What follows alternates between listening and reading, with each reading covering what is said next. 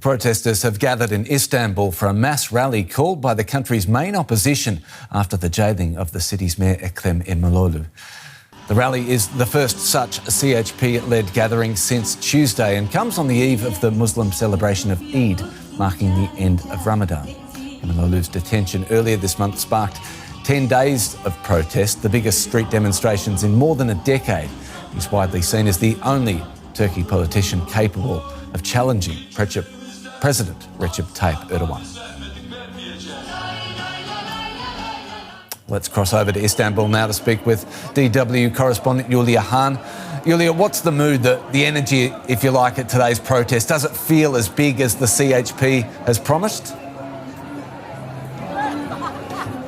Well, the opposition expects hundreds of thousands of people at this rally here today on Istanbul's Asian side. They said this is going to be the biggest protest ever against President Erdogan during his more than 22-year-long rule. Of course, for them, it is very crucial whether they can maintain the momentum of this protest movement in the next weeks and months to come. The atmosphere here is, as you can hopefully see, energetic. There are huge crowds out on the streets. People brought Turkish flags.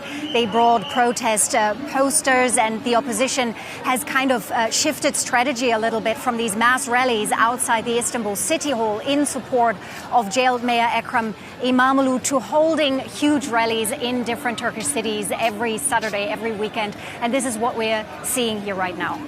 And as that's going on, arrests are mounting as police crack down, Julia. What does today's crowd tell us about the public's willingness to keep pushing back? Well, I think it tells us that there are many, many people who are not afraid, who are not intimidated. But what I've noticed in recent days is that there is a growing sense of fear, particularly among young people, university students we've filmed with and who later called us and said they don't want the interviews to be broadcasted because they are afraid. Also, many young people are masking their faces during the protests because they fear repression. And this is, of course, due to the police crackdown that has intensified in recent days. Some 2,000 people were detained or arrested. And I actually asked that question to the opposition leader of the CHP, Özgür Özel, the party of arrested Mayor Ekrem Imamoglu. I asked him what his message is to all those young people who are now afraid to take to the streets. And here. This regime derives its power from fear. If it can intimidate young people to the point where they no longer take to the streets during such events, then the streets will be safe for the regime, but unsafe for the youth. That's why it's crucial for young people to break through the wall of fear. Holding them in jail, even for a single day, is unlawful, and they will be released through legal appeals. But what is most important is the determination these young people have shown throughout this process.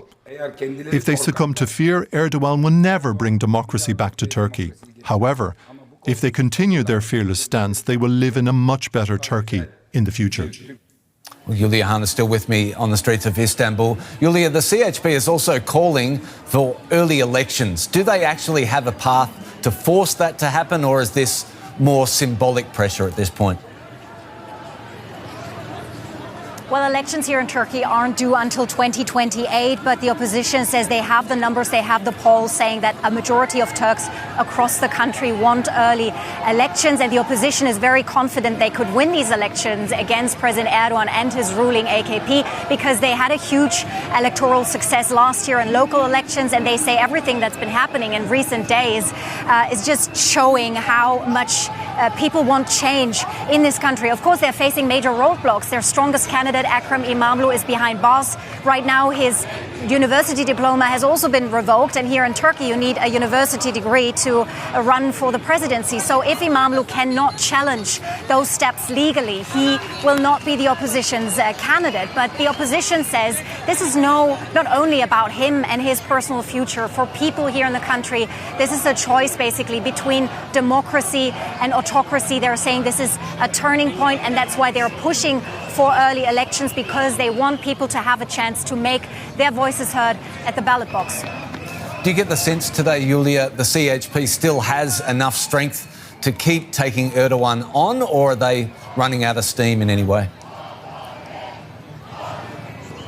Well, President Erdogan has a lot of power. He's been in charge of this country as prime minister, now as president, for more than 20 years in a presidential system where he holds all the power, where he has built up a police apparatus that can crack down on protests. So I think the opposition here is relying on the sheer force of the masses out on the streets. But of course, these are crucial days, crucial times here in Turkey, and there are still a lot of question marks where all of this is going to lead to. DW correspondent Julia Hahn on the streets of Istanbul. Thank you.